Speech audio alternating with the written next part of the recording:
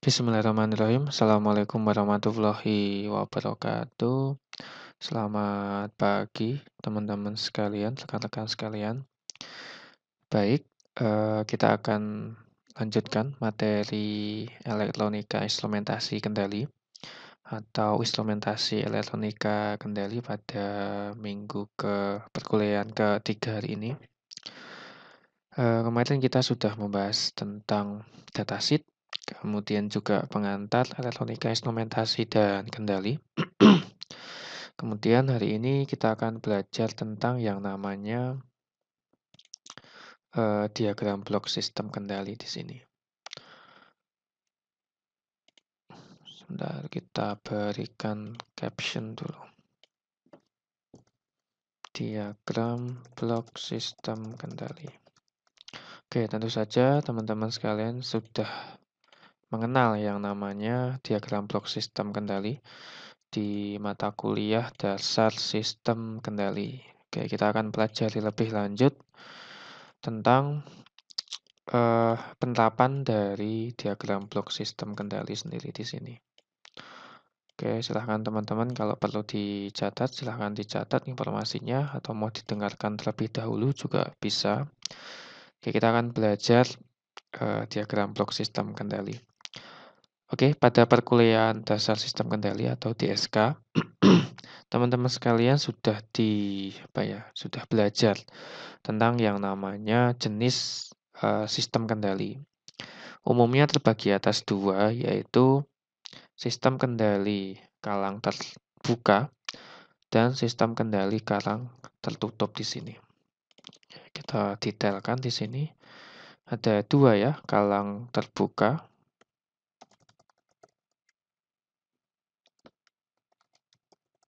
dan ada yang namanya kalang tertutup. Oke, kalau yang kalang terbuka, dia tidak ada feedbacknya. Kalau yang kalang tertutup, mudahnya itu dia ada feedbacknya di sini. Nah, sistem yang diilustrasikan atau digambarkan pada slide ini adalah jenis sistem yang kalang tertutup, dan ini akan kita bahas secara lebih lanjut. Kenapa disebut dengan kalang tertutup? Itu karena ada bagian feedbacknya di sini. Oke, dalam perkuliahan elektronika instrumentasi kendali, itu salah satu ujungnya atau salah satu muara dari perkuliahan ini adalah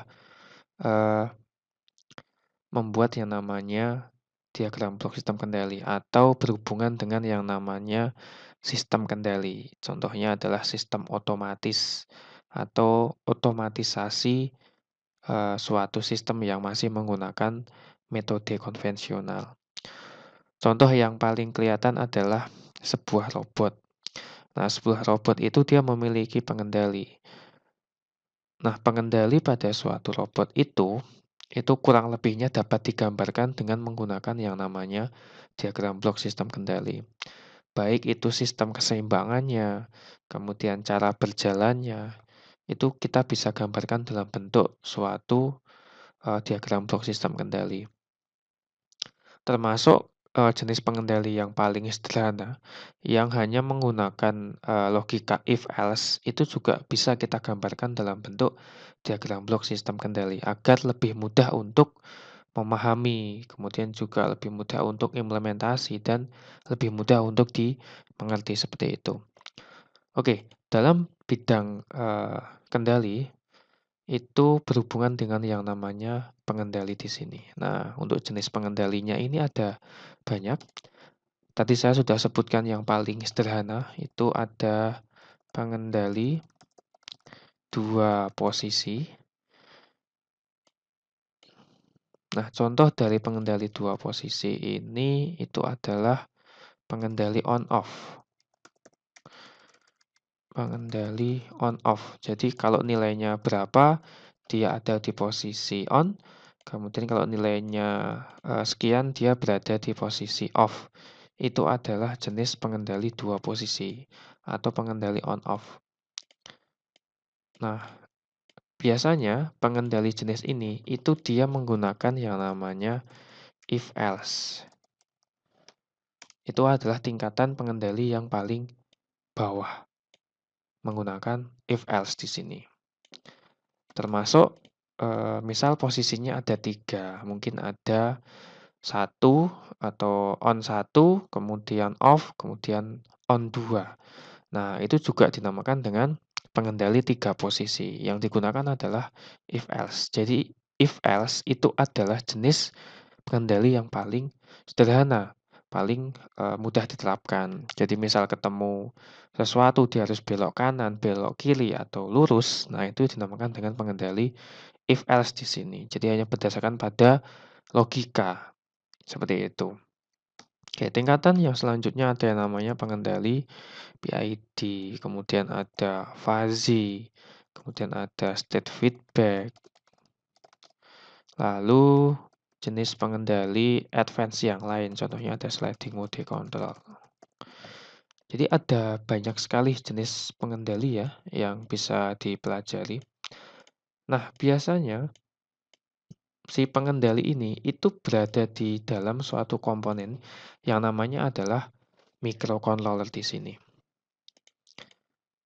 Oke, jadi sini saya gambarkan si pengendali ini itu posisinya dia ada di dalam microcontroller. Nah, oleh karena itu kita perlu yang namanya microcontroller untuk menerapkan atau sebagai otak. Nah, sebagai otak dari suatu sistem yang isinya adalah pengendali ini, baik itu pengendali if else yang menggunakan if else ataupun pengendali jenis yang lainnya seperti itu.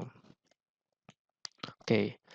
Kemudian, hubungannya apa diagram blok sistem kendali ini dengan elektronika dengan instrumentasi? Nah, hubungannya adalah jika dengan elektronika, itu di dalam microcontroller itu terdapat komponen pendukung, tidak hanya prosesor saja. Jadi mikroprosesor itu ada di dalam microcontroller. Nah, di dalam microcontroller ini, itu ada komponen yang lain. Contohnya ada yang namanya regulator, tegangan, kemudian rangkaian reset, dan rangkaian-rangkaian yang lainnya.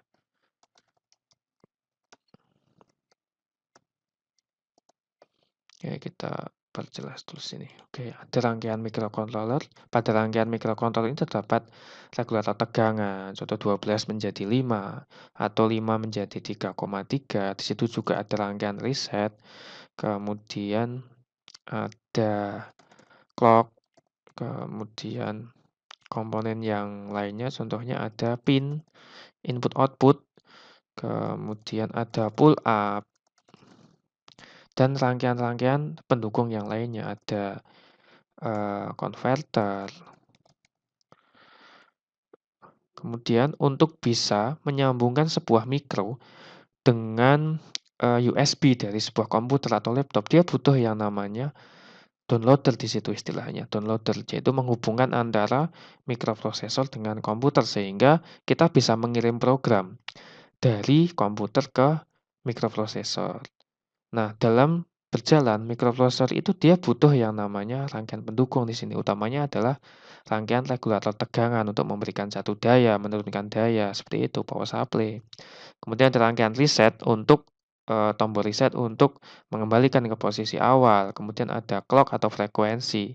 Itu berfungsi untuk kecepatan eksekusi data. Biasanya kalau Arduino itu dia 16 MHz. Kemudian ada juga kalau STM itu lebih dari 80 MHz atau sampai 200-an MHz seperti itu. Jadi itu adalah kecepatan eksekusi data. Istilahnya adalah clock speed-nya.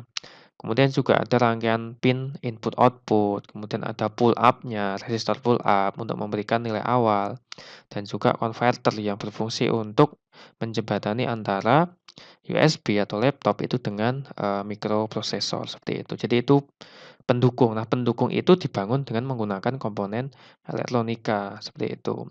Kemudian hubungannya dengan instrumentasi itu ada di bagian feedback-nya ini. Nah, komponen utama dari suatu feedback itu adalah sensor. Nah, jika kita berbicara terkait dengan sensor, maka tidak bisa lepas ini berbicara tentang instrumentasi atau berbicara tentang teknik pengukuran di sini. Nah, jadi muara dari mata kuliah elektronika instrumentasi kendali itu adalah kita membangun suatu sistem otomatisasi di situ. Di situ ada yang namanya sensor, kemudian ada rangkaian elektronika di situ. Nah, muaranya adalah dapat kita gambarkan itu dalam bentuk diagram blok sistem kendali. Contohnya hanya kendali lampu biasa. Lampu, kita pakai sensor cahaya. Kalau nggak ada cahaya matahari, dia lampunya nyala. Kalau ada cahaya matahari, maka lampunya mati. Itu adalah rangkaian yang paling mudah. Cuma dua posisi aja, on, off. Hanya pakai if, else saja sama pakai sensor yang namanya sensor cahaya. Aktuatornya adalah lampu. Kita menyalakan atau mematikan lampu tersebut. Kita bisa buat yang namanya diagram blok sistem kendali untuk kendali lampu. Dan kendali-kendali yang lainnya. Atau kendali yang lebih kompleks, contohnya adalah robotika, itu kita bisa kasih yang namanya pengendali PID, fuzzy, state feedback, dan jenis pengendali yang lainnya. Oke, untuk si pengendali ini, itu selain mikro, ada juga mini komputer ya, yang saat ini berkembang. Ada Raspberry, kemudian ada Jetson dari NVIDIA, dan mini komputer yang lainnya. Atau bisa juga di sini kalau di industri, itu dia menggunakan yang namanya PLC di sini. Oke, selanjutnya jika kita membahas tentang diagram blok sistem kendali, kita akan membahas yang namanya aktuator di sini. Tadi pengendali sudah, kemudian feedback atau umpan balik di sini utamanya adalah sensor. Di situ kita akan bermain dengan yang namanya instrumentasi. Kemudian di sini kita juga bermain yang namanya komunikasi data. Jadi bagaimana kita ngambil data sensor, itu kita menggunakan yang namanya jalur komunikasi. Nah, ini ada yang namanya ADC, kemudian I2C, SPI, USB, TXRX, dan sebagainya. Jadi bagaimana teknik kita ngambil data dari sensor itu kita menggunakan yang namanya jalur komunikasi di sini. Nah, umumnya itu ada beberapa, ada ADC, I2C, SPI, USB, TXRX, ada input I/O biasa. Nah, itu adalah jalur-jalur komunikasi yang berfungsi untuk mengambil data sensor untuk dikirim ke microcontroller di sini. Oke, selanjutnya kita akan berhubungan dengan yang namanya aktuator di sini. Aktuator ini mudahnya dia adalah penggerak. Tapi ada juga jenis aktuator yang tidak bergerak. Contohnya yang tadi saya sebutkan ada lampu tadi. Itu adalah jenis aktuator yang tidak bergerak. Nah, contoh aktuator yang bergerak di sini itu ada motor DC, kemudian ada motor servo, ada juga pneumatis di sini, pneumatik. Nah, ini adalah beberapa contoh-contoh dari aktuator atau penggerak. Nah, si aktuator ini itu juga didukung oleh suatu komponen elektronika. Nah, contohnya adalah driver atau buffer. Nih, jadi suatu aktuator dia butuh yang namanya driver atau buffer di sini. Mudahnya itu contohnya adalah relay. Kemudian ada driver motor.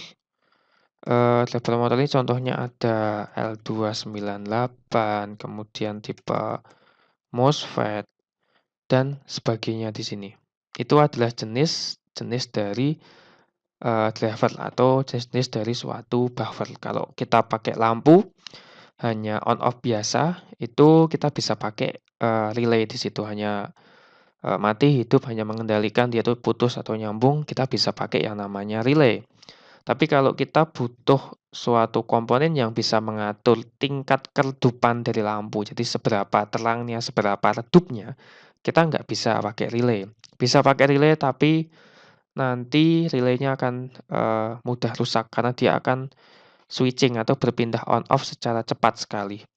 Nah, komponen yang cocok itu kita bisa pakai jenis driver motor atau jenis driver yaitu ada L298, kemudian ada MOSFET.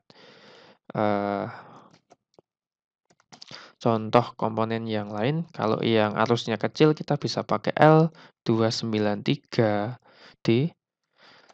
Kemudian kalau arusnya yang lebih besar L298. Kalau ingin switching yang lebih smooth atau lebih dengan ada sistem pengereman juga itu bisa pakai yang MOSFET ILF540 atau 9540. Jenis yang lain bisa pakai transistor atau kalau untuk tegangan AC kita pakai yang namanya SCR di sini. Nah, itu adalah jenis-jenis dari driver atau buffer. Fungsi utama dari sebuah driver itu adalah sebagai jembatan antara pengendali dengan si aktuator atau si penggeraknya itu. Jadi tidak langsung tegangan dari mikro itu langsung masuk ke motor atau langsung masuk ke lampu, itu tidak seperti itu. Tapi kita butuh yang namanya buffer di situ. Kita butuh buffer yang berfungsi sebagai pengaman si microcontroller ini itu agar tidak menahan beban. Jadi yang menahan beban itu adalah si buffernya atau si drivernya. Selain itu, fungsi yang lain dari suatu buffer adalah meningkatkan tegangan. Misalnya tegangan mikro itu adalah 5 volt, sementara aktuator atau penggeraknya pakai 12 volt DC atau 24 volt DC, itu si driver ini atau buffer ini dia bisa menaikkan tegangannya. Itu baru DC. Kalau tegangannya AC, ketika langsung ketemu sama mikronya akan langsung rusak, seperti itu. Nah, kita butuh yang namanya relay ini. Jadi, pengendalinya atau mikronya itu dia menggunakan tegangan 5 volt untuk menyalurkan yang namanya tegangan AC 220, itu lewat perangkat yang namanya relay di sini. Seperti itu. Itu fungsi dari sebuah driver atau fungsi dari sebuah buffer di sini sebagai jembatan, kemudian sebagai pengaman juga ketika si aktuator ini short atau hubung singkat atau rusak, itu tidak langsung merusak pada mikronya. Jadi ada pengaman si relay atau drivernya, komponen ini dulu sebelum merusak ke bagian pengendalinya atau bagian mikronya di sini. Kemudian fungsi yang lain digunakan untuk meningkatkan atau menaikkan tegangan. Seperti itu. Itu fungsi dari sebuah aktuator di sini. Oke, kemudian di dalam diagram block system kita akan ketemu yang namanya bagian set point. Kemudian ada bagian output juga di sini. Nah, untuk set point ini adalah suatu nilai acuan yang harus dicapai oleh si pengendali. Contohnya nilainya itu bisa 0 atau kalau kalau di sebuah motor DC itu bisa suatu nilai kecepatan 100 rpm atau nilai yang lainnya seperti itu. Jadi nilai acuan atau nilai referensi bisa juga. Nah, contohnya nilainya bisa 0, kemudian 100, dan sebagainya. Oke. Kemudian, dalam sistem kendali ini, apa saja sistem yang dapat dikendalikan dengan menggunakan diagram blok sistem kendali ini? Itu ada banyak di sini. Saya berikan beberapa contoh. Contohnya ada kendali suhu atau temperatur.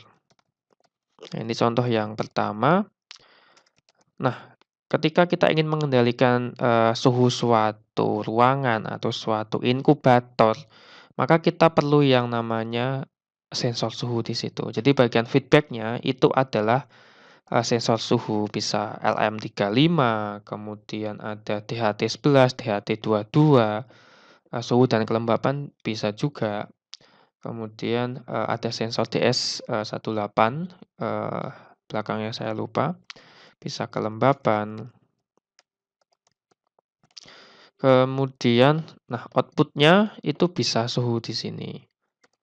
Jadi, yang di-feedback-kan itu adalah parameter yang dikendalikan di sini.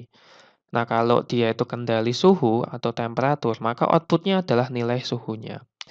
Nah, contoh dari aktuator yang bisa mempengaruhi suatu suhu atau temperatur itu adalah pemanas ruangan atau pendingin ruangan. Bisa juga kipas atau AC. Nah, itu bisa digunakan sebagai aktuator untuk meningkatkan dan menurunkan suhunya. Jadi bisa mempengaruhi suatu besaran suhu. Itu jenis aktuator yang bisa digunakan itu yang mempengaruhi parameter yang ingin dikendalikan. Seperti itu. Kemudian kalau kelembapan contoh aktuatornya air purifier. Jadi kita kendalikan tegangan dari air purifier-nya itu berapa atau tingkat semprotan dari air purifier-nya itu berapa. Berapa dia harus menyemprot atau berapa menit sekali. Itu contoh aktuatornya. Kemudian contoh kendali yang lain itu adalah kendali kecepatan. Contohnya pada kecepatan sudut atau posisi sudut.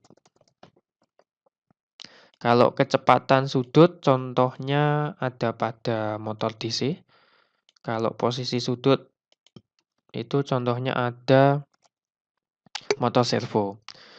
Kemudian jenis yang lain ada yang namanya kendali ketinggian.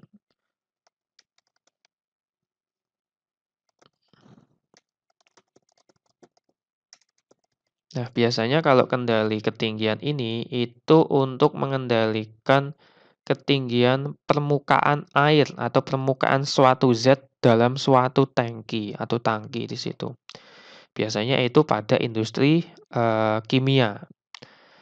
Bisa juga pada yang namanya tangki air. Jadi untuk mengendalikan si pompa. Nah, contoh aplikasi dari sistem kendali yang paling mudah itu pengisian tandon air di situ. Itu kan hanya on off, tapi dia hanya mati sama hidup. Kalau itu maksudnya bukan kendali ini ya, kalang tertutup ya, karena dia tidak memiliki yang namanya sensor di situ. Dia karena dia hanya menggunakan tongkat apa ya, tongkat tongkat pneumatis di situ.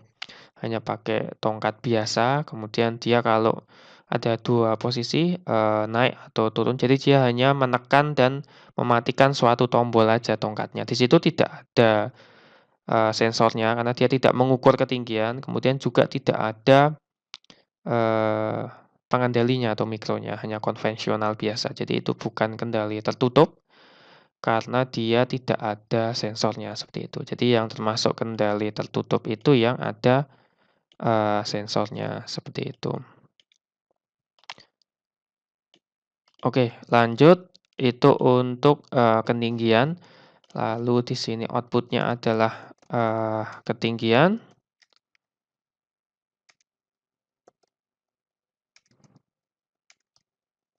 Kemudian yang tadi ada yang namanya posisi sudut dan kecepatan sudut. Nah, kalau pada posisi dan kecepatan sudut, itu jenis sensor yang digunakan adalah sensor rotary encoder namanya, atau sensor encoder di situ. Lalu juga ada kendali tegangan, kemudian contoh kendali tegangan di sini, salah satu contoh sistemnya adalah Bose converter atau penaik tegangan. Jadi misalnya kita punya tegangan input 3 volt, kita naikkan menjadi 5 volt atau 10 volt atau 12 volt atau bahkan lebih. Nah, itu dinamakan dengan Bose converter. Kemudian kalau komponen yang menurunkan tegangan contohnya adalah buck converter. Ada juga sistem yang bisa menaikkan dan menurunkan tegangan. Nah, itu dinamakan dengan buck converter seperti itu. Nah, oke, ini kira-kira tentang materi tentang diagram blok sistem kendali. Di situ ada set point, ada pengendali, kemudian ada microcontroller, lalu ada aktuator, ada output, dan juga yang terakhir adalah feedback atau umpan balik di sini.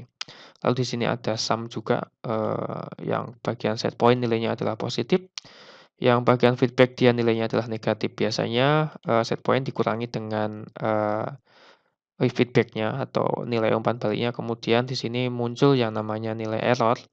Nilai error itu akan menjadi inputan bagi, pengendalinya, seperti itu. Oke, itu kira-kira penjelasan tentang diagram blok sistem kendali. Nanti kita akan pelajari bagian yang lain, contohnya di sini di bagian microcontroller kita akan pelajari yang namanya regulator tegangan. Lalu di bagian feedback di sini kita akan mengenal yang namanya Kalman filter. Ini adalah salah satu jenis filter. Kemudian di sini juga ada komponen yang namanya ada komponen penguat. Ini saya kasih di sini aja.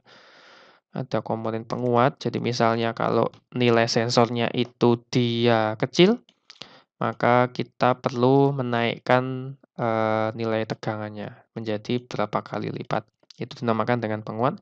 Bisa pakai transistor ataupun bisa pakai yang namanya op-amp untuk jenis penguatnya. Lalu kita perlu filter juga, misal sensornya itu dia datanya jelek atau datanya sangat mudah untuk responsif atau sangat mudah untuk berubah nilainya. Itu kita butuh yang namanya filter di situ. Kemudian selain itu kita akan belajar apa ya di bagian sensor. Penguat, Kalman filter atau filter di sini. Lalu ada multiplex ya. Jadi kalau sensornya banyak sementara pin input outputnya cuma sedikit, kita butuh yang namanya multiplexer di sini. Lalu yang lainnya, oke, yang lain nanti kita akan bahas. Kemudian di bagian aktuator kita akan bahas yang namanya salah satu jenis driver atau driver motor di sini. Utamanya adalah driver motor yang L298 dan MOSFET. Lalu yang lainnya, oke, untuk pengendali kita akan bahas yang termudah aja if else, tapi ini biasanya sudah pada paham. Mungkin akan saya bahas yang PID saja. Jadi ini bisa digunakan sebagai skripsi teman-teman sekalian nanti. Oke, mungkin itu yang dapat saya sampaikan untuk materi pada hari ini. Silahkan dipelajari tentang pengertian apa itu set point, apa itu pengendali, tugasnya apa, aktuator jenisnya apa, prinsip kerjanya seperti apa, kemudian ada feedback atau umpan balik. Di sini muncul yang namanya instrumentasi, jadi berhubungan dengan sensor, berhubungan dengan filter, berhubungan dengan penguatan, kemudian multiplex. Nah, ini kita berhubungan dengan yang namanya instrumentasi atau teknik pengukuran suatu sensor seperti itu. Lalu juga ada materi kalibrasi di sini. Jadi bagaimana menyamakan suatu nilai sensor digital dengan sensor analog atau sensor yang sudah terkalibrasi atau sensor di pasaran seperti itu. Itu dinamakan dengan proses kalibrasi. Oke, mungkin itu yang dapat saya sampaikan. Terima kasih atas perhatiannya. Semoga materinya bermanfaat. Silakan dipelajari. Jika ada pertanyaan, silakan bisa dituliskan di kolom komentar atau ditanyakan di grup kelas. Demikian yang dapat saya sampaikan. Kurang lebihnya mohon maaf. Akhirul kalam. Wassalamualaikum warahmatullahi wabarakatuh.